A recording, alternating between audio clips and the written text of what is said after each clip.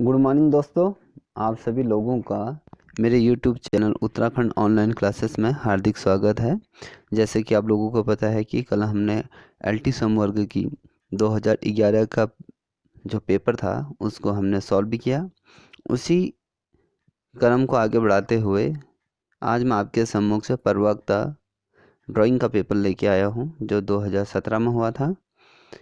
इस पेपर का जब अध्ययन किया तो ऐसा लगा कि इस पेपर से एलटी समवर्ग के अंदर काफ़ी क्वेश्चन पूछे जा सकते हैं। बहुत ऐसे क्वेश्चन हैं जो महत्वपूर्ण है परीक्षा के दृष्टिकोण से।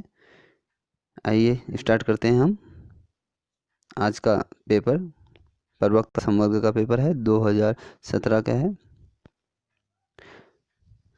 जो पहला क्वेश्चन है वो है आपका, सरल रेखा क्या है। आप लोगों को समझना होगा कि रेखाएं क्या होती हैं, रेखाएं कितने प्रकार की होती हैं। इससे पूर्व भी मैंने आपको रेखाओं के बारे में बताया था कि रेखाएं कितने प्रकार की होते हैं। यदि हम देखें रेखीय आधार पर, यदि देखें तो रेखाएं 3 प्रकार की होती हैं।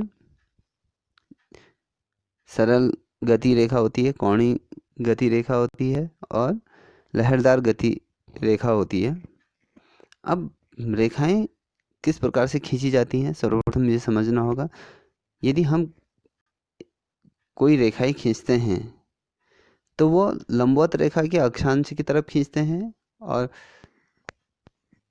कर्णवत रेखाओं की दिशाओं की तरफ उसे हम खींचते हैं।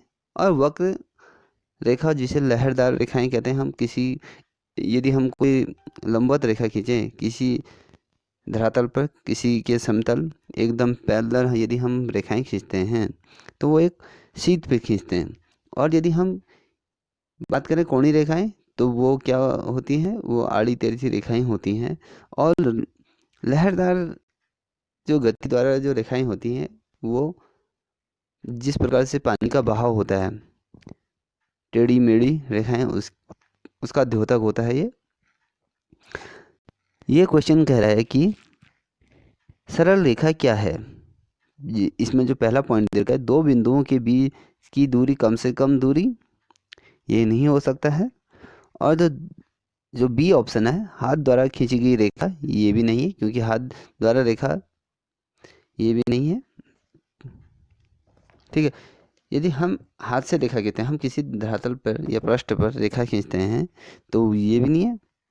और किसी भी विधि द्वारा खींची गई रेखा या फिर एक आकार की सीमांत रेखा, इसके अंतर्गत क्या है, सरल रेखा की मैं जब बात करूं, जब दो बिंदुओं के मध्य जब समांतर रेखा खींची जाती है, उसकी पहले जो रेखा खींची जाती है उसे सरल रेखा कहते हैं। वो रेखा आगे को निरंतर बढ़ती हुई जाती हैं। तो इसका जो पहला आंसर है, आंसर ए, दो बिंदुओं के बीच की कम से कम दूरी। अब मान लीजिए हम कोई रेखा खींच रहे हैं, किसी के समानांतर रेखा खींच रहे हैं तो उसके पैरेलल ही होगी ना, उसमें ज़्यादा दूरी तो नहीं होगी। यदि किसी चीज़ का चित्रांकन किसी धरातल पर कर रहे हैं तो रेखाओं के बीच उतना गैप नहीं रखते हैं, उसके समानांतर ही होंगी और उसमें कम से कम उसकी दूरी होगी। ठीक है। अब जो दूसरा क्वेश्चन है, जब यदि हम दूसरे क्वेश्चन की तरफ बढ़ें तो वो परीक्षा के दृष्टिकोण से महत्वपूर्ण है। देख लीजिए। अब ये कह रहा है, अल्ट्रामेरिन ब्लू को क्या कहते हैं। ये है क्या, इसको समझना हमें पहले सर्वप्रथम ज़रूरी है। अल्ट्रामेरिन ब्लू क्या है। ये एक प्रकार से नीले रंग का द्योतक है। ठीक है, इसे हम नीले रंग से इसको प्रकट करते हैं। यदि मैं इसको समझें इससे पूर्व, तो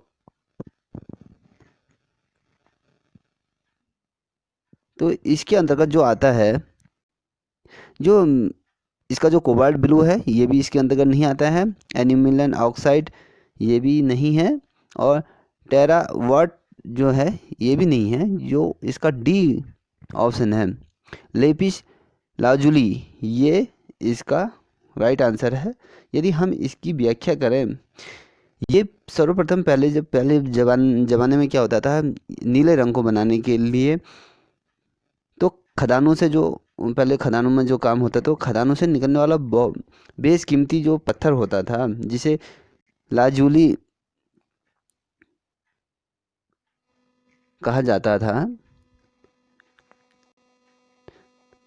तो इस पत्थर को क्या करते थे, इसको पीसा जाता था किसी पत्थर पे या किसी जो ईमान दस्ता होता है उस पे इसको बारीक तरीके से पीसा जाता था। और इसको पीसने के बाद इससे नीला नीला रंग तैयार किया जाता है, जिसे हम उपयोग में लाया जाता है। जैसे हम अपने घरों में किसी प्रकार की या चित्रकारी करते हैं या किसी प्रकार के धरातल में चित्रांकन करते हैं, तो उसमें इसका प्रयोग हो जाता है। यदि हम इसकी बात करें 1700 ईस्वी के लगभग, नीले रंग की जो खेती थी वो बाद में क्या होने लगा, ये खेती पौधे के माध्यम से खेतों में करना प्रारंभ कर दिया था, जिसके माध्यम से आज हमें नीले रंग की जो खेती होती है, तो हमें आज खेतों के माध्यम से नीला रंग प्राप्त हो जाता है। पहले क्या होता था, इसे खदानों से खोद कर निकाला जाता था, उससे नीला रंग प्राप्त होता था। यदि हम भारत में नीली खेती की बात करें तो ये बिहार राज्य में 1940 तक ये बड़े पैमाने में नील की खेती की जाती थी। उसके पश्चात ये वर्तमान में कुछ विशिष्ट खनिज जो होते हैं, यांत्रिक मिट्टी, गंध, कोयले के पाउडरों को पीसकर तैयार किया जाता है। पहले क्या था, 1940 के समथिंग इसकी बिहार राज्य में बहुत ज़्यादा इसकी डिमांड होती थी, इसकी खेती की जाती थी। आज उस पैमाने में नीले रंग की खेती नहीं की जाती है। तो आज इसका जो रूप ले लिया है वर्तमान में, वो कुछ विशिष्ट खनिज होते हैं, यांत्रिक होते हैं, मिट्टी के गंधक, साथ ही कोयले को पीस कर तैयार किया जाता है, जैसे अल्टामेरी ब्लू यानी नीले रंग का उत्पादन से संबंधित है। ठीक है, अब यदि हम बात करें तीसरे क्वेश्चन की तरफ अब बढ़ रहे हैं, चारकोल किसे कहते हैं। अब हमें समझना होगा चारकोल क्या होता है। अब चारकोल कहाँ से तैयार होता है, कैसे बनता है। जो हम कहते हैं ना, जब हम घरों में जब दरवाजों में चारकोल का जो काला काला रंग का जो पेंट होता है, ये चारकोल कहलाया जाता है। और ये किससे बनता है, ये कैल्शियम से बनता है या लकड़ी से बनता है या एचबी या ग्रेनाफाइट। ये जो बनता है ये लकड़ी से बनता है चारकोल। ठीक है, लकड़ी को पहले काफ़ी लंबे टाइम तक किसी केमिकल में भिगोया जाता है, फिर एक प्रोसीजर होती है, उस प्रोसीजर के माध्यम से इसे तैयार किया जाता है। ठीक है, अब हम चौथे क्वेश्चन की तरफ बढ़ें। तो जो चौथा क्वेश्चन है ये कह रहा है जल रंग में कौन सा कागज प्रयुक्त किया जाता है। भैया, जल रंग में हम कौन सा कागज प्रयुक्त किया जाता है। ऐसा कागज होना चाहिए जो किसी कलर को जल्दी एब्जॉर्ब कर ले। ठीक है, उसकी जो डेंसिटी क्षमता है वो बहुत अधिक होनी चाहिए, क्योंकि हम एक्रेलिक कलरों का यूज़ करें या अन्य किसी पेस्टल कलर का यूज़ करें, तो उस कागज़ को ऐसा होना चाहिए कि वो कलर को अपने अंदर जल्दी से समाहित कर ले और उसको पारदर्शी विधि से जो बनता है कागज़, उसको सही तरीके से कलर अपने आप में समाहित कर ले। ठीक है, अब इसमें जो इसका जो क्वेश्चन आंसर है वो है आपका मुख्य वर्ण, नहीं सॉरी, जो ये उपयुक्त जो सभी है ना, ये हैं। अगर हम हार्ड प्रेस जो गरम दबाव होता है, ये उसमें कागज़ के अंदर गरम दबाव भी ज़रूरी होता है। रफ मोटा कागज़ जो हैंडमेड पेपर होता है, उसके माध्यम से भी उसका भी कुछ मिश्रण होता है। मीडिया कोलवार्ड प्रिंट जो होता है, जिसके माध्यम से ठंडा दबाव होता है। इन चीज़ों का मिश्रण तैयार करके इस कागज़ का प्रयोग किया जाता है। ठीक है, अब हम पांचवें क्वेश्चन की तरफ बढ़ें।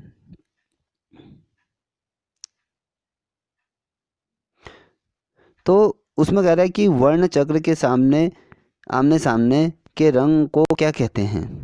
अब भैया, अब जब कोई वर्ण होता है, यदि हम वर्णों की बात करें तो वर्ण के आमने सामने के जो कलर होते हैं, जिसे हम एक दूसरे के सम्मुख से होकर उसे प्रस्तुत करते हैं, तो उसके आमने सामने के जो वर्ण होते हैं वो कौन से कलर के होते हैं? उनके सामने कौन सा माध्यम प्रयुक्त होता है जिस पर है?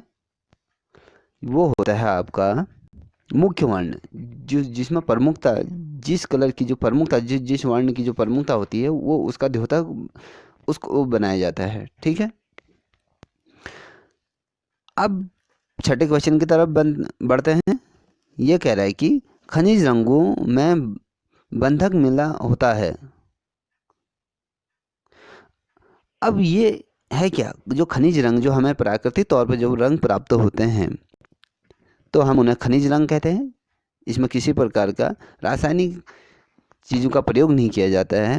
ये पूर्णतः प्राकृतिक तौर से जो प्राप्त होते हैं रंग, वो रंग कहलाए जाते हैं खनिज रंग।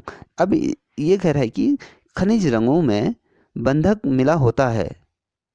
अब क्या मिला होता है? अलसी का तेल मिला रहता है, या कारपीन का तेल मिला रहता है, या प्राकृतिक गोंद मिला रहता है, या उपरोक्त में से कोई नहीं। अब आपको समझना होगा कि खनिज रंगों में जो बंधक होता है, जो मिला होता है, वो क्या होता है? वो प्राकृतिक गोंद। प्राकृतिक गोंद इसमें महत्वपूर्ण होता है, क्योंकि प्राकृतिक गोंद जो प्राप्त होता है वो इन खनिज रंगों को के जो बंधन होते, जो अणु होते हैं, उनको अपने आप में बांधे रहता है। जैसे प्रोटॉन न्यूट्रॉन के जो कण होते हैं, जो आपस में एक दूसरे से चिपके रहते हैं, उसी प्रकार से प्राकृतिक गोंद भी इन चीज़ों को अपनी तरफ खींचे रहता है और एक बंधक के तौर पे इन्हें एक दूसरे से बांधे रहता है। ठीक है, अब हम सातवें क्वेश्चन की तरफ बढ़ते हैं। चित्रित ग्रंथ आयारदानिश किस भारतीय साहित्य पर आधारित है? अब देखिए, यदि आपने मुगल काल का अध्ययन किया होगा तो उसमें इस ग्रंथ का उल्लेख भी हुआ है।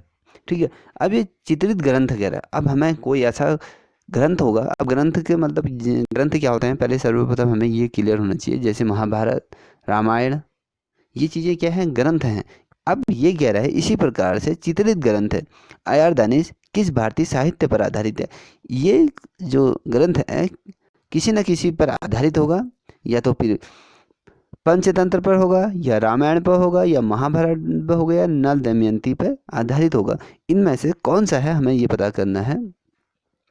ये जो आयासदानी है, ये है पंचतंत्र का, ये पंचतंत्र पर आधारित है। अभी कभी क्वेश्चन आ जाता है कि पंचतंत्र किस भारतीय साहित्य पर आधारित है? आयारदानिश पर ये आधारित है। कभी क्वेश्चन इस प्रकार से भी पूछा जाता है। अब दूसरे क्वेश्चन की तरफ बढ़ते हैं, आठवें क्वेश्चन की तरफ हम बढ़ रहे हैं। अभी कह रहा है कि परमाणु की एक इकाई कहलाई जाती है। वो क्या कहलाई जाती है? योग, ताल, नाप, या इनमें से कोई नहीं। ठीक है, परमाणु की एक इकाई कहलाती है, क्या कहलाती है? अब वो ताल कहलाई जाती है। ठीक है, अब 9वें क्वेश्चन की तरफ बढ़ रहे हैं।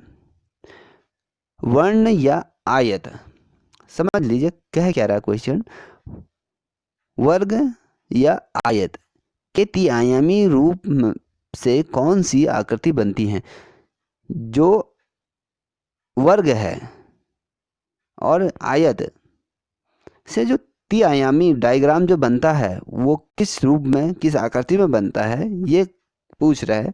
अब हमें समझना होगा कि ये किस प्रकार से या गोला आकृति में बने, या घनाकृति में बने, या त्रिभुजीकृत बने, या इनमें से कोई नहीं।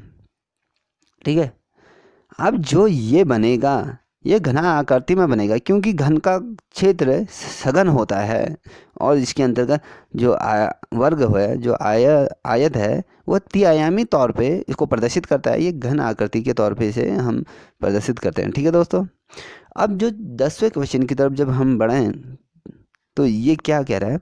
निम्न में से कौन ललित कला नहीं है? अब क्वेश्चन जो इससे पूर्व यदि आपने LT समवर्ग का पेपर देखा होगा, उसमें ये क्वेश्चन पूछा गया है कि ये वाला क्वेश्चन जो पहला क्वेश्चन है उसमें जो पूछा गया है उसमें से यही वाला क्वेश्चन पूछा है कि ललित कला नहीं है। अब इसमें प्रिंट में मेकिंग जिसे हम छापा कला कहते हैं, या मूर्ति कला, या चित्रकला, या सिनेमेटोग्राफी, इन चारों में से कौन सी ललित कला नहीं है? ठीक है, अब देखो प्रिंट मेकिंग ललित कला का ही एक छाप है। जैसे मान लो छापा जिसे हम कहते हैं पेंटिंग प्रोसेस में जो एक छापा कलर होता है जिसे हम पेंटिंग से फोटोस्टेट करके जो निकलते हैं, जिसे प्रिंट मेकिंग के माध्यम से जो निकलते हैं वो होते हैं। अब मूर्ति कला भी चित्रकला के का ही एक महत्वपूर्ण भाग है। क्यों? मैंने आपको इससे पूर्व बताया था कि ललित कलाएं कितने प्रकार की होती है। पहले हमें ये समझना जरूरी होगा कि ललित कलाएं कितने प्रकार की होती हैं। ललित कलाएं 5 प्रकार की होती हैं। हिंगेल के अनुसार, जो विद्वान है हिंगेल, उनके अनुसार भी बताया गया है कि ललित कला के 5 भेद होते हैं। पहला चित्रकला, मूर्तिकला, वास्तुकला, संगीत कला और काव्य कला। ठीक है, ये चीज इसके अंतर्गत होनी है क्या इसमें देख लीजिए। देखो, चित्रकला, मूर्तिकला, वास्तुकला, संगीत कला, काव्य कला। अब ये क्या है? अब ये कह रहा है कि ललित कला नहीं है। प्रिंट मेकिंग तो ललित कला का ही भाग है और मूर्तिकला भी इसी का ही भाग है। चित्रकला तो स्वयं है ही। अब जो सिनेमेटोग्राफी है ये चित्रकला का भाग नहीं है, चित्रकला के अंतर्गत नहीं आती है, ललित कला के अंतर्गत नहीं आती। ठीक है, अब हम बढ़ते हैं 11वें क्वेश्चन की तरफ। ये कह रहा है कि सूखे पेस्टल के लिए कौन सा कागज सबसे उपयुक्त होता है? अब कह रहा है सूखे जो कलर, चाहे वो वाटर कलर है या पेस्टल कलर है या किसी अन्य कलरों की बात करें, हम प्राकृतिक कलरों की बात करें, खनिज रंगों की बात करें, तो एक ऐसा माध्यम होने चाहिए सूखे पेस्टल। अब सूखे पेस्टल कलर क्या होते हैं, सूखे रंग क्या होते हैं, ये हमें समझना होगा। और इन कलरों का प्रयोग सबसे अच्छा किस कागज पर किया जाता है और किस माध्यम में किया जाता है, ये हमें थोड़ा सा समझने की ज़रूरत है। अब ये कह रहे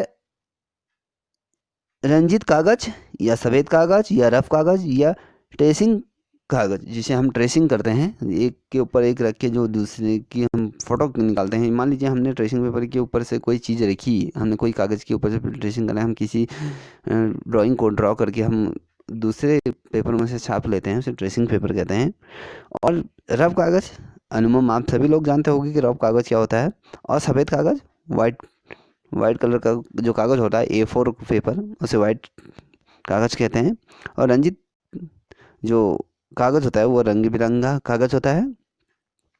अब इनमें से कौन सा है ये? अब ये कह रहा है सूखे पेस्टल के लिए कौन सा कागज़ सबसे उपयुक्त है, वो रंजित कागज़ सबसे उपयुक्त है। ठीक है, अब हम 12वें क्वेश्चन की तरफ बढ़ें।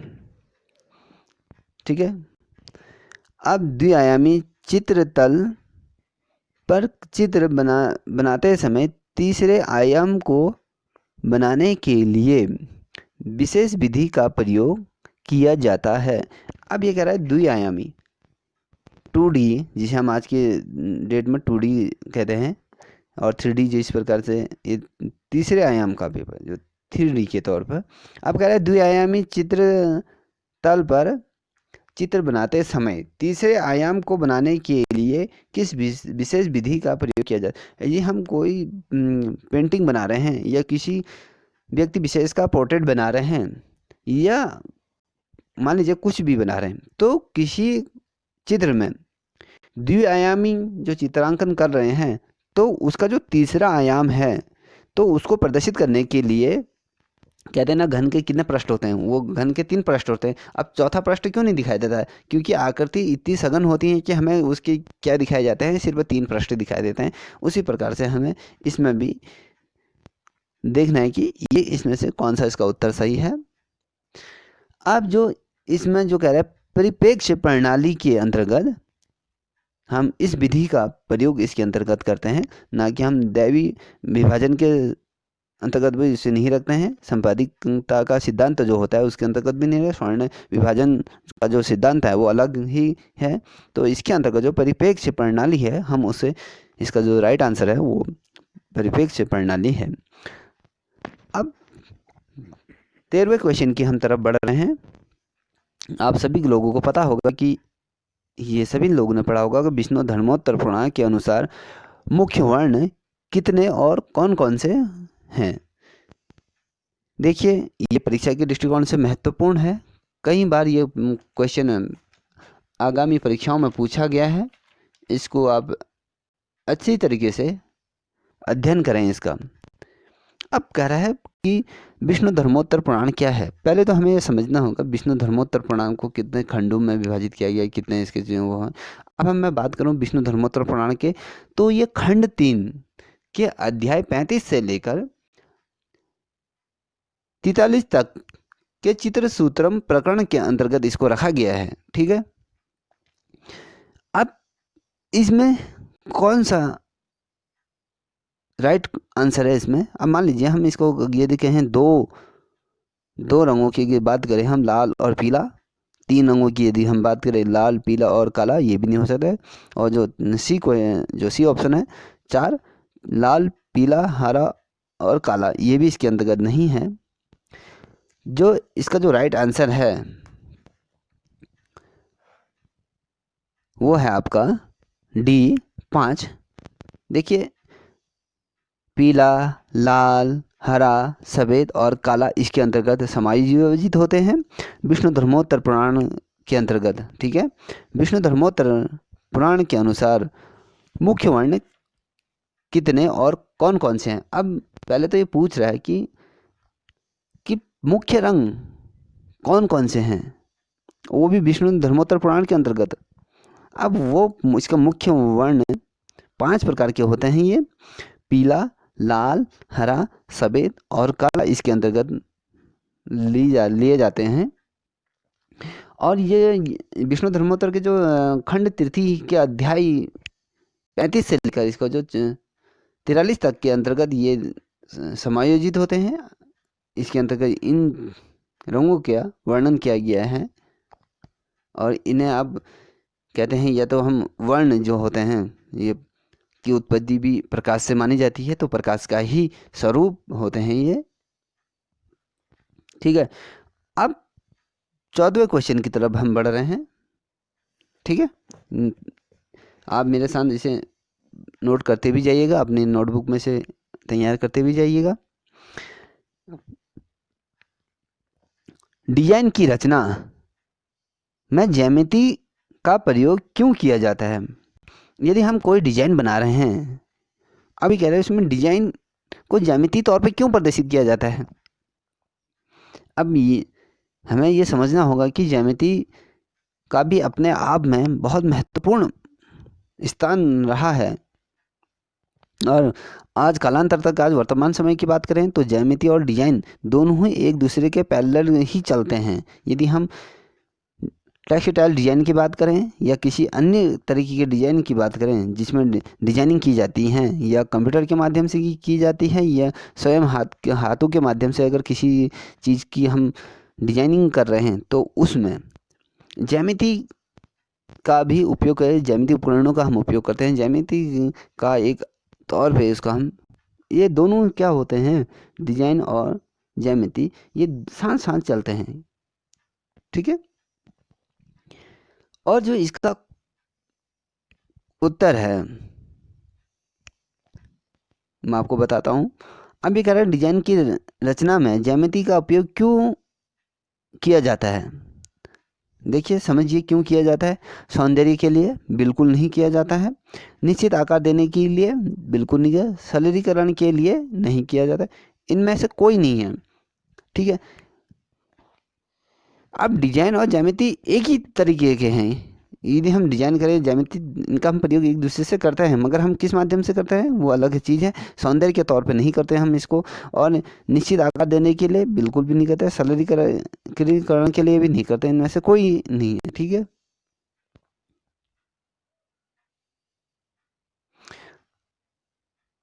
आइए हम 15 क्वेश्चन की तरफ बढ़ते हैं। अब ये कह रहे हैं दृश्य कला में कौन सा तत्व समान रूप से प्रयुक्त होता है। अब दृश्य कला के अंतर्गत कौन सा रंग प्रयुक्त तौर पर होता है। अब दृश्य कला, इसके अंतर्गत लय प्रयुक्त तौर पर इसे समान रूप से इसे हम इसमें उपयोग करते हैं। ठीक है।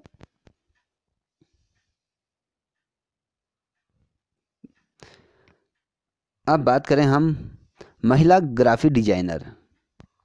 अब कह रहा है कि ग्राफिक डिजाइनर हैं, ये महिला कौन, महिला डिजाइनिंग ग्राफिक डिजाइनिंग है, महिला ग्राफिक डिजाइनर है। कौन महिला ग्राफिक डिजाइनर है, इसको पता करना है। इसमें जो उत्तर देखे हैं, पहला, दूसरा, तीसरा, चौथा, इन चारों में से कोई ना कोई एक ग्राफिक डिजाइनर है। वो है एली ग्रीमैन।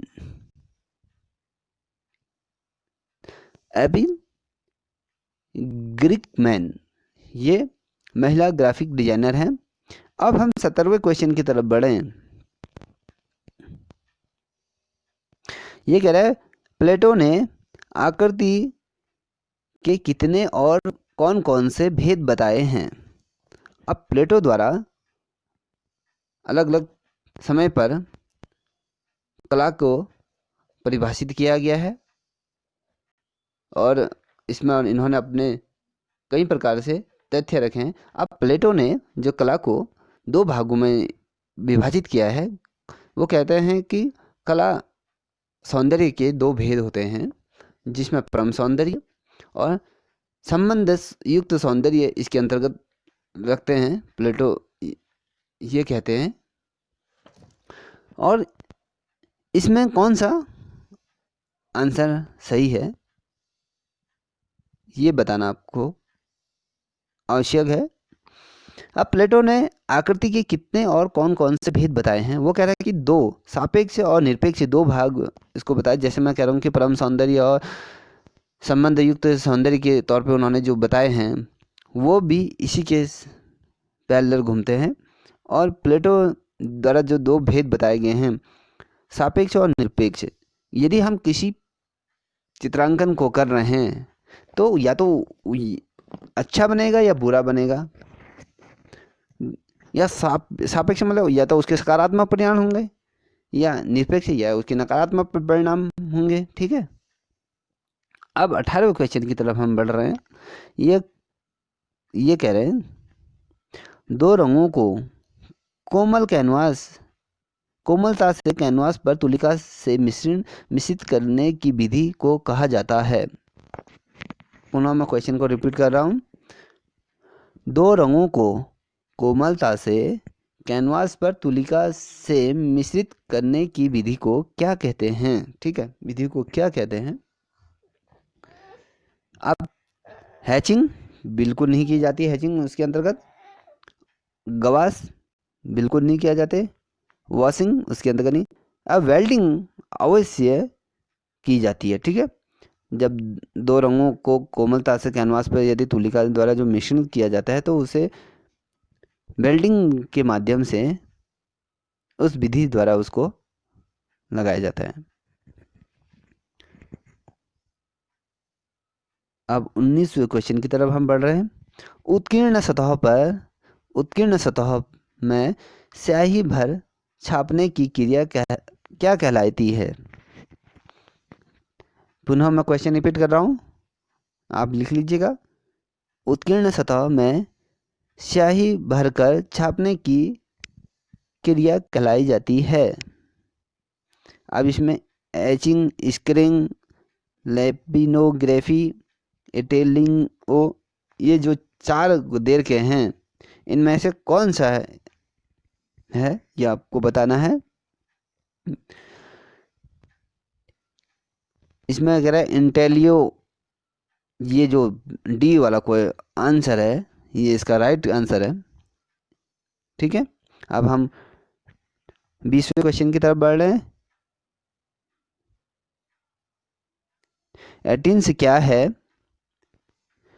ये है आपका चित्र धातर की आउटलाइन इसके माध्यम से की जाती है। यदि हम कोई चित्रांकन कर रहे हैं धरातल पर, तो ये इसके चौतरफा जो हम आउटलाइन बनाते हैं वो इसके माध्यम से बनाते हैं।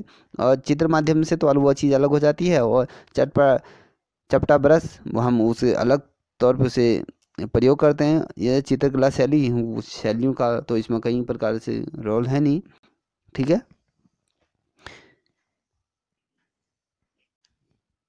ये चित्र धरातल की जो आउटलाइन तैयार की जाती है ये इस विधि द्वारा की जाती है। ठीक है, अब हम 21वें क्वेश्चन की तरफ बढ़ रहे हैं। ये है आपका कैलीग्राफी एक कला है। यह कैलीग्राफी को सुलेख भी कहते हैं। मान लीजिए जब हम किसी पृष्ठ पर या हम कोई लेख या हम अपने हाथों से किसी प्रकार की कलाकृति या अक्षरों को उत्कीर्ण करते हैं, तो वो एक सुलेख के माध्यम से उसे प्रदर्शित होते हैं।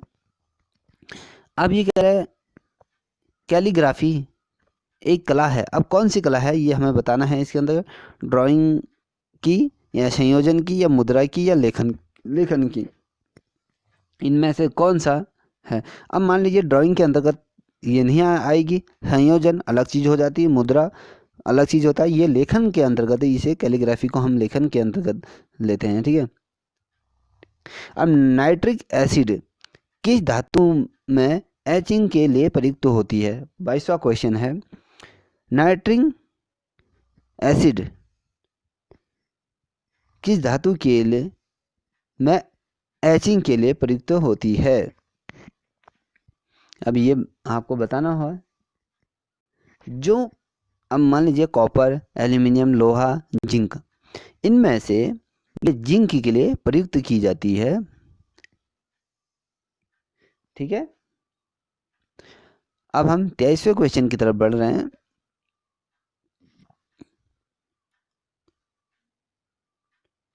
एवार्टिक पद्धति में प्रयोग किया जाता है। अब इस पद्धति में क्या प्रयोग किया जाता है। गोंद का प्रयोग किया जाता है या रेत का प्रयोग किया जाता है या रेजिन का प्रयोग किया जाता है या जिंक पाउडर का प्रयोग किया जाता है, हमें ये बताना है। ठीक है, इसके अंतर्गत रेजिन का प्रयोग किया जाता है। ठीक है, अब 24वां क्वेश्चन है, बाकुरा क्राफ्ट किस राज्य से संबंध रखती है। अब बाकुरा क्राफ्ट किस राज्य से संबंधित रखती है ये हमें बताना है। उड़ीसा से रखती है या बिहार से रखती है, उत्तर प्रदेश से रखती है, पश्चिमी बंगाल से रखती है, हमें इनमें से बताना है। ये जो बाकुरा क्राफ्ट एक प्रकार से, जिस प्रकार से जहाज़ों को हम कहते हैं ना, नाव को क्राफ्ट, एक उसमें एक नाव होती है, इसमें एक लंबा सा एक पर्दा बना टंगा रहता है जो हवा के माध्यम से आगे को अग्रसर होती है। ये संबंधित है पश्चिमी बंगाल, क्योंकि पश्चिमी बंगाल समुद्री तट से लगा हुआ राज्य है। ठीक है, ये पश्चिमी बंगाल इसका राइट आंसर है। अब हम 25वें क्वेश्चन की तरफ बढ़ें। अब ये कह रहा है, रंगों के आपसी तालमेल के संबंध में किस शब्दावली का प्रयोग किया जाता है। यदि हम रंगों की बात करें तो रंग आपस में किस प्रकार से एक दूसरे से कोऑर्डिनेट करते हैं, किस प्रकार से इनमें आपसी शब्दावली का प्रयोग किया जाता है। ठीक है, वर्ण प्रभात या वर्ण परिप्रेक्ष्य या वर्ण विरोध या वर्ण मैत्री, इनमें से कौन सा सही उत्तर है ये हमें बताना है। ये परीक्षा के दृष्टिकोण से भी महत्वपूर्ण है, इसे नोट कर लीजिएगा। ये वर्ण मैत्रिक है। कहने का मतलब है कि जब हम रंगों को आपसी तालमेल में यदि हम सजोते हैं या हम किसी पेंटिंग में यदि हम किसी कलरों का प्रयोग करते हैं तो उसमें क्या होता है, एक जिस प्रकार से मित्रता होती ना, एक साथ सभी लोग साथ चल के किसी कार्य को संपादित करते हैं, तो उस तरीके से इस कलर का प्रयोग हम करते हैं, क्योंकि सभी वर्णों का मिश्रण उसमें तैयार करके सभी कलरों का प्रयोग किया जाता है। किसी स्ट्रक्चर को देना है या किसी की आउटलाइन बनानी है या किसी में डार्कनेस या हल्कापन लाना है, तो इन कलरों का प्रयोग किया जाता है, जिसे हम मैत्रिक वर्ण भी कहते हैं या वर्ण मैत्रिक। ठीक है, उसी के नाम से उसका उच्चारण हो रहा है, इस चीज़ को आप ध्यान रखिएगा। अब हम 26वें क्वेश्चन की तरफ बढ़ रहे हैं। यह तुली नाइफ या स्पेलुआ की सहायता से धरातल पर सघन अपारदर्शी रंगों के प्रयोग की विधि को क्या कहा जाता है? अब तुलिका या नाइफ या स्पेचुला है क्या? ये जो ये धरातल पर जो सघनता से हम तैयार करते हैं, जो अपारदर्शी रंगों का जो प्रयोग करते हैं, मतलब हल्कापन जो इन रंगों में होता है, तो हम उसमें किन रंगों का प्रयोग करते हैं? उसमें इम्पैक्टो की विधि का हम इसके अंतर्गत प्रयोग करते हैं। ठीक है, अब 27वें क्वेश्चन की तरफ हम बढ़े हैं। वो है आपका आसपास रेखाएं खींचकर। क्या कह रहा है? आसपास रेखाएं खींचकर छाया प्रकाश के प्रभाव को चित्र में उत्पन्न करने की विधि को क्या कहते हैं? भैया, हम आसपास जब रेखाएं खींचते हैं, जब उसमें हम छाया प्रकाश का प्रभाव प्रदर्शित करते हैं, तो जो चित्र में जो प्रभाव उत्पन्न होता है, वो क्या कहते हैं? उस विधि को क्या कहते हैं? मार्किंग या मिस्किंग या ग्लेजिंग या हैचिंग, इनमें से क्या कहते हैं? देखिए, वो कहलाई जाती है हैचिंग। ठीक है, मैं आप लोगों को सिलसिलेवार तरीके से इन चीज़ों के बारे में अलग से वीडियो बनाऊंगा। हैचिंग क्या होता है, बोल्डिंग क्या होता है, मिक्सिंग क्या होता है, मार्किंग क्या होता है, ग्लेजिंग क्या होता है, इन चीज़ों के बारे में मैं अलग से वीडियो आपके उसमें डालूंगा, आप उसे नोट कर लीजिएगा। ठीक है, ये हैचिंग है। ठीक है, अब हम 28वें क्वेश्चन की तरफ बढ़ रहे हैं। ये सभी लोगों को पता होगा कि इस क्वेश्चन का उत्तर, मुझे नहीं लगता कि किसी को इस प्रश्न का उत्तर ना आए। 28वां क्वेश्चन, कोणार्क मंदिर किससे संबंधित है? अब जो कोणार्क का जो मंदिर है, वो किस देवता से संबंधित है? ठीक है, ये बताना इसमें है। आपने कई बार इसको पढ़ा होगा, गए भी होगे आप यहाँ। अब कोणार्क का जो सूर्य मंदिर है, वो सूर्य देवता को समर्पित है, सूर्य को। इसका उत्तर है सूर्य। बी ऑप्शन इसका राइट है। अब 29 क्वेश्चन की तरफ यदि हम बढ़ें, तो वो है आपका सबसे अच्छा कैनवास होता है। अब सबसे अच्छा कैनवास कौन सा होता है, ये हमें बताना है। ये जो सबसे अच्छा कैनवास जिसमें चित्रकारी की जाती है, वो है आपका पटसन। पटसन, जिसे लिनिंग भी कहा जाता है। ठीक है, अब फेरिस को, अब 30वें क्वेश्चन की तरफ बढ़ रहे हैं। फेरिस को सिको पर कौन सी वार्निश की जाती है? फेरिस को सिको पर कौन सी वार्निश की जाती है, हमें ये बताना है। ठीक है, अब जो इसके अंतर्गत जो वार्निश की जाती है, वो वैक्स वार्निश में इसका प्रयोग किया जाता है। इस फेरिस को सिको के अंतर्गत वैक्स वार्निश का प्रयोग हम इसके अंतर्गत करते हैं। अब हम 31वें क्वेश्चन की तरफ बढ़ रहे हैं। वो है आपका इंटोगेलियो पेंटिंग का व्यवसायिकी रूप क्या है? अब हमें बताना है कि इंटोगेलियो पेंटिंग का व्यवसाय किस रूप में हम किया जाता है, या लेजर पेंटिंग के माध्यम से कह लो, हेलोग्राम पेंटिंग के माध्यम से, थर्मलोग्राफी पेंटिंग के माध्यम से कह लो, ग्रेवियो पेंटिंग के माध्यम से किया जाता है। हमें ये बताना है। जो ये किया जाता है, ये है ग्रेवियो पेंटिंग के अंतर्गत इसका प्रयोग किया जाता है। ठीक है, आज हम इसके अंतर्गत 50 क्वेश्चनों को कवर करेंगे, और 50 क्वेश्चनों की उसके बाद जो 50 क्वेश्चन जो बचते हैं, तो उसके लिए मैं अगला वीडियो लेके आऊँगा, आप उसको देखिएगा। अब हम 32वें क्वेश्चन की तरफ बढ़ें। टाइपोग्राफी में मुख्य योगदान के लिए किस व्यक्ति को माना जाता है या उसको जाना जाता है? ठीक है, टाइपोग्राफी में मुख्य योगदान के लिए किस व्यक्ति को जाना जाता है? अब इसमें किस व्यक्ति को जाना जाता है कि इसकी जो कहिए या इसके जनक के तौर पे जो है सिमोन फोरिनीर। सिमोन फोरिनीर को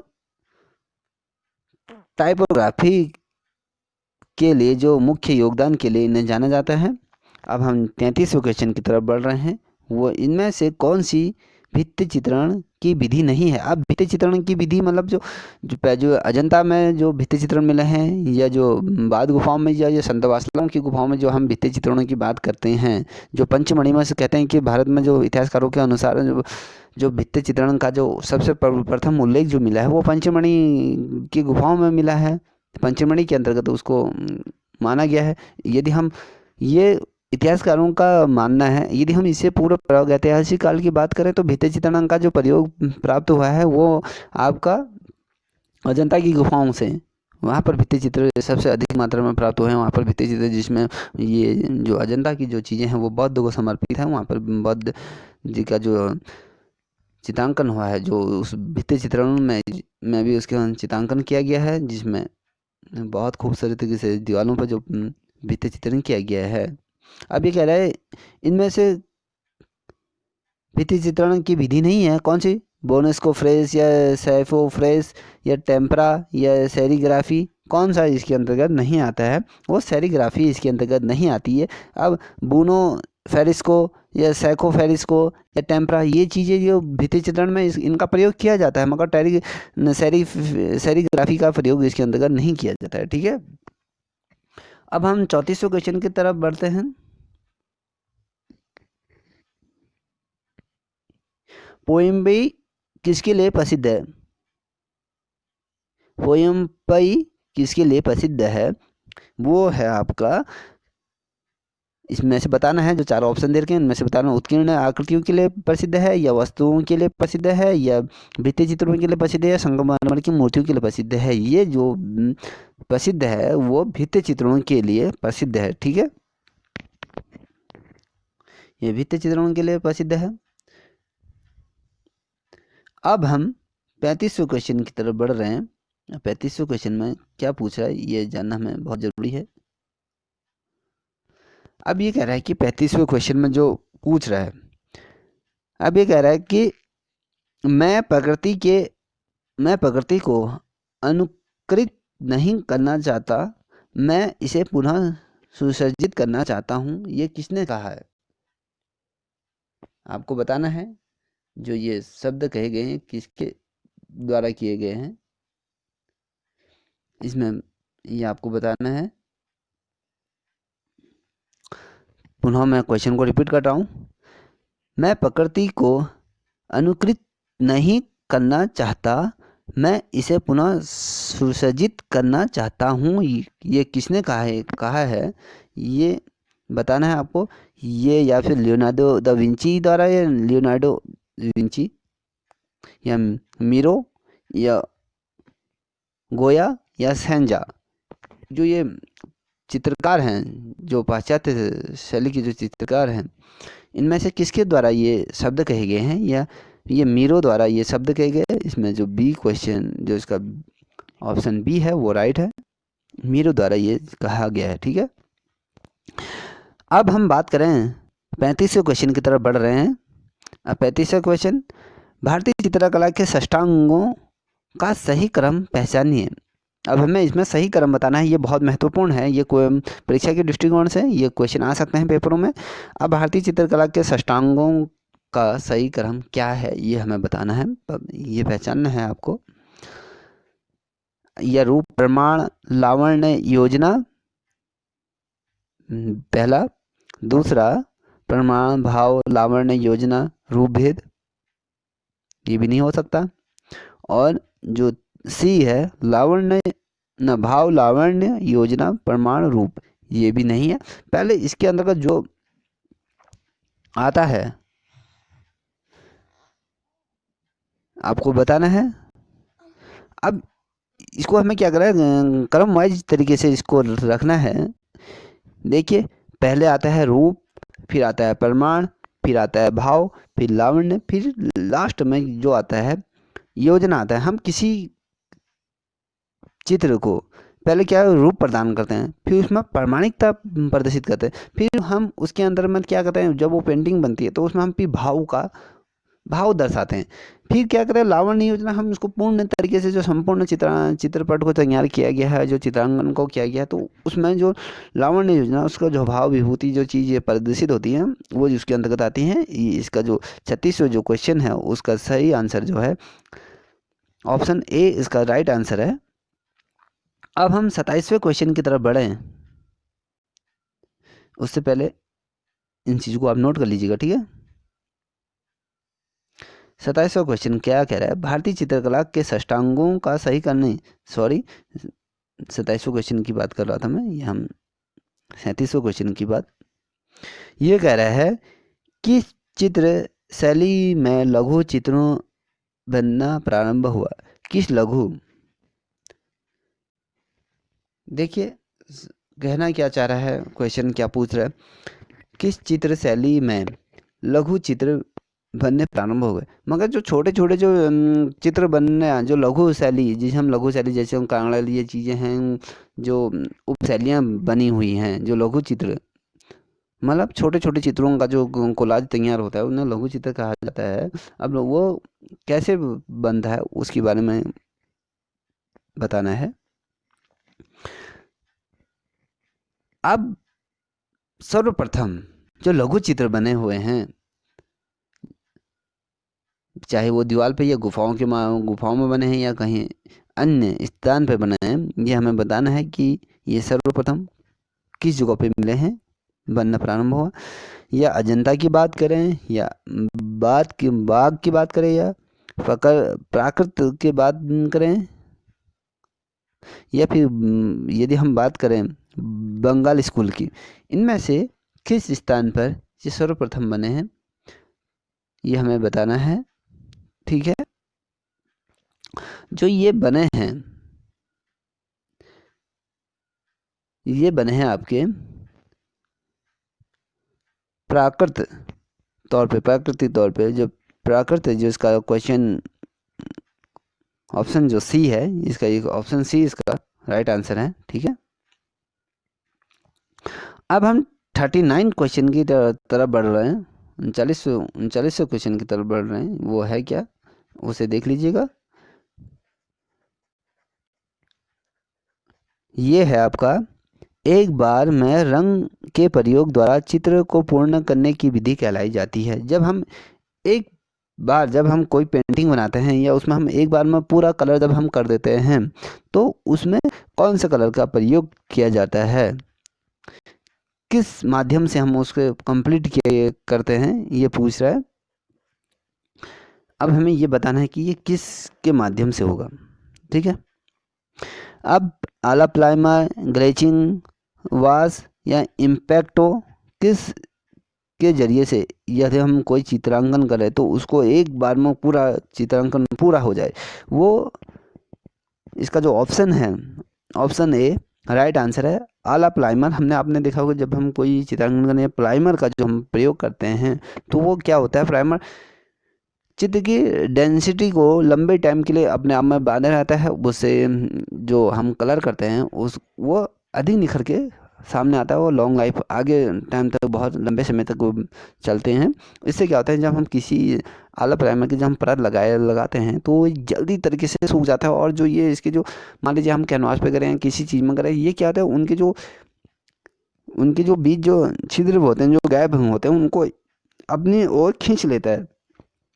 कहने का तात्पर्य है, किसी फ्रेम में या किसी कागज़ के में हम या किसी माध्यम में हम आला प्राइमर का प्रयोग करते हैं तो उनके जो अणुबंध होते हैं, जिनके बीच में जो गायब रहते हैं या उसमें जो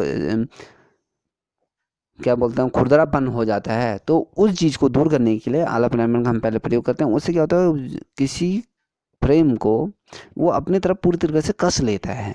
कसने के बाद वो एकदम सही तरीके से प्लेन हो जाता है, जिसमें हम आला प्राइमर जल्दी सूख जाता है, इसकी डेंसिटी जल्दी सूखने की होती है, इस वजह से इसका प्रयोग किया जाता है, ठीक है। अब हम 40वें क्वेश्चन की तरफ बढ़े। स्वर्ण विभाजन सिद्धांत का प्रतिपादन किसने किया? अब आ गया ना क्वेश्चन, ये हमने पहले भी जो परसों जो पूछा था, जो हमने कल जो वीडियो बनाई थी उसमें भी ये क्वेश्चन आ रखा है। स्वर्ण विभाजन सिद्धांत का प्रतिपादन किसने किया है? अब ये बताना है आपको। जो स्वर्ण विभाजन का जो सिद्धांत भी कभी कभी पूछा जाता है कि स्वर्ण विभाजन का सिद्धांत किसके द्वारा प्रतिपादित किया गया है। ये स्वर्ण जो विभाजन है, ये जो है, ये ल्यूकिड के माध्यम से, ल्यूकिड के अनुसार ये स्वर्ण विभाजन सिद्धांत का प्रतिपादन किया गया है। ल्यूकिड द्वारा स्वर्ण विभाजन सिद्धांत का प्रतिपादन किया गया है। ठीक है, अब हम बढ़ रहे हैं आपके 42वें क्वेश्चन की तरफ, इसे देख लीजिएगा।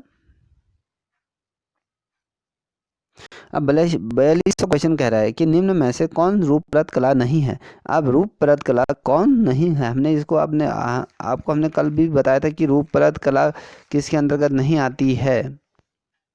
रूपरत कलाएं कितने प्रकार की होती हैं? पहले हमें जानना होगा कि रूपरत कला कितने प्रकार की होती है। वो 3 प्रकार की होती है। उसमें उसके अंतर्गत कौन सी कलाएं ली गई हैं? उसके अंतर्गत चित्रकला ली गई है, मूर्तिकला ली गई है, वास्तुकला ली गई है। अब पूछ क्या रहा है? अब निम्न में से रूपरत कला नहीं है। अब देखो, हमने कहा ना चित्रकला, हमने चित्रकला की बात कर रहे थे, हम मूर्तिकला की बात कर रहे थे, वास्तुकला की बात करते हैं। अब इसके अंतर्गत जो क्वेश्चंस है वो सी, ऑप्शन सी इसके अंतर्गत नहीं आती है। रूपरत कला के अंतर्गत ये संगीत कला नहीं आती है। ठीक है, अब 43वें क्वेश्चन की तरफ बढ़ रहे हैं।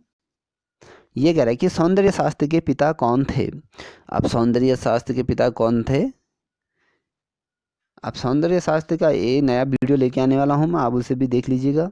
अब ये पूछा है कि सौंदर्य शास्त्र का पिता कौन थे? ये जॉन पॉल साजे नहीं थे, कांडेंस नहीं थे, अरस्तो नहीं थे, बामन ग्राटन ये सौंदर्य शास्त्र के जनक या पिता के तौर पे इन्हें माना जाता है। इसका जो ऑप्शन नंबर डी इसका राइट आंसर है। ठीक है, अब हम 44वें क्वेश्चन की तरफ बढ़ें। ये कह रहा है कि भारतीय सौंदर्य को श्री नाम से किसने संबोधित किया, किस में संबोधित किया गया है? या उसको उसके अंतर्गत या बात करें हम ऋग्वेद में या महाभारत में या रामायण में या चित्र सूत्र में, किस में इसका सर्वप्रथम उल्लेख मिलता है? किसके अंतर्गत श्री नामक जो शब्द का संबोधन किया गया है वो किया गया है आपका ऋग्वेद में। श्री शब्द का उच्चारण वहाँ पर ऋग्वेद में मिलता है हमें। ठीक है, अब कह रहा है कि कामसूत्र की टीका जो जय मंगला के लेखक कौन थे? अब इससे पूर्व मैंने ये क्वेश्चन पहले भी पूछा गया था, मैंने आप लोगों को बताया था ये क्वेश्चन उसके अंतर्गत भी आया है। ये महत्वपूर्ण है परीक्षा के दृष्टिकोण से, तो आप ये इसको अच्छी तरीके से याद कर लीजिएगा। ठीक है, ये कई बार पूछा गया है, 2011 में, 14 में, 17 में, ये बार बार क्वेश्चन रिपीट हो रहा है। कामसूत्र का टीका जय मंगला के लेखक कौन है? अब आप लोगों को ये आना चाहिए, ये बहुत ही सिंपल क्वेश्चन है। ठीक है, अब जो है यशोधर पंडित, कामसूत्र की जो टीका जो जय मंगला लिखी गए हैं जो उसके लेखक हैं, ये हैं यशोधर पंडित द्वारा इसका उल्लेख किया गया है। ठीक है, अब यशोधर पंडित कहाँ के हैं, क्या है इनके बारे में हम पूरा समझना होगा। अब पहले हमें ये समझना होगा कि कामसूत्र की रचना क्या है। हमें थोड़ा सा इसके बारे में आपको मैं परिचय दे दूं।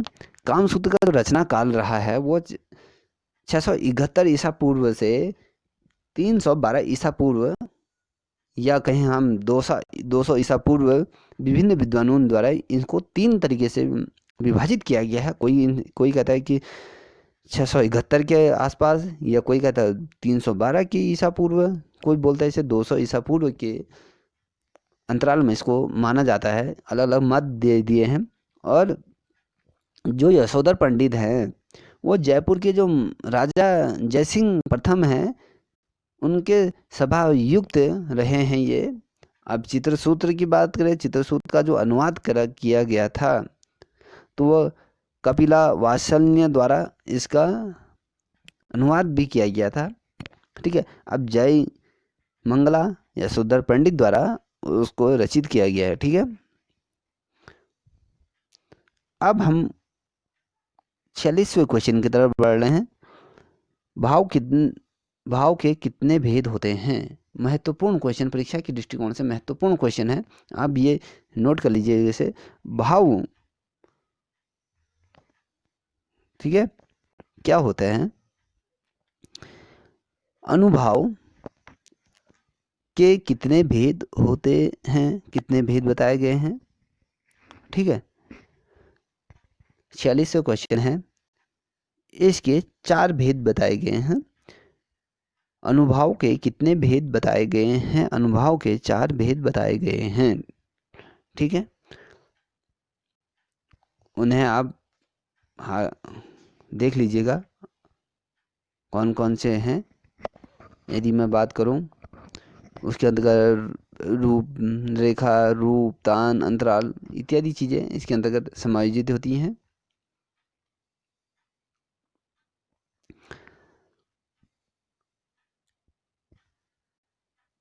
अब हम 47वें क्वेश्चन की तरफ बढ़ रहे हैं। वो है आपका प्राचीन ग्रंथ रस गंगाधर के लेखक कौन है? अब प्राचीन ग्रंथ है रस गंगाधर के लेखक कौन है? अब हमें ये बताना है इसके अंदर या अभिनव गुप्त को माना जाए, या फिर पंडित राज जगन्नाथ, या आनंदवर्धन, या विष्णु शर्मा। इसका जो राइट आंसर है वो है आपका विष्णु शर्मा रस गंगाधर के लेखक हैं। अब भी कह रहे हैं पुस्तक व्हाट इज आर्ट के लेखक कौन है? रॉबर्ट रीड, अरस्तो, टायर या प्लेटो। अब आपको बताना है जो ये व्हाट इज आर्ट का जो लेखक जो हैं, जो पुस्तक जिनके माध्यम से लिखी गई है वो अरस्तो के माध्यम से लिखी गई है। ठीक है,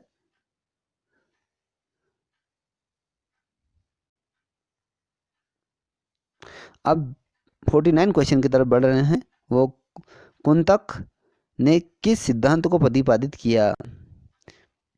अब ये बताना है, या रीति, कोलिग्राफी, या अलंकार, औचित्य, इनमें से कौन सा इनके माध्यम कुंतक ने किस सिद्धांत को प्रतिपादित किया? वो रीति सिद्धांत को उनके द्वारा प्रतिपादित किया गया था। क्वेश्चन ए जो इसका राइट आंसर है, ऑप्शन ए इसका राइट आंसर है।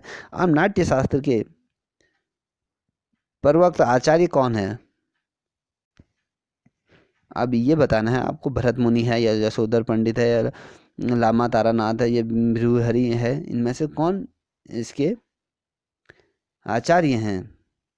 ये हैं लामा तारानाथ इसके आचार्य के तौर पे हैं। ठीक है, आज हमने 50 क्वेश्चनों को कवर किया है। 50 क्वेश्चन शेष 50 क्वेश्चनों को हम नेक्स्ट वीडियो में जो इसका पार्ट 2 आएगा उसमें हम उसको कवर करेंगे। अधिक से अधिक लोगों को ये शेयर कीजिएगा जिससे कि और लोग भी इससे लाभ प्राप्त कर सकें। ठीक है, धन्यवाद आप सभी लोगों का इस वीडियो को देखने के लिए।